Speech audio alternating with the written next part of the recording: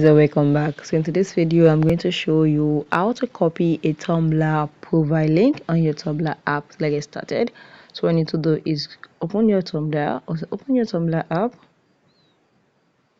Then you need to go and look for the Tumblr you want to copy their profile link. Maybe you want to send it to someone. So let's wait for it. Okay, so now this is a Tumblr. So if you want to copy this particular person's link, I'll just click on this. Just click on these three dots. Or click on the three dots. You're going to see their link being pop out. Just click on copy, and you can paste their link to anyone. Maybe you want to send another person there the Tumblr profile link, and that is how you get it very easily. So guys, if you found this video helpful, smash the like button, drop a comment and subscribe.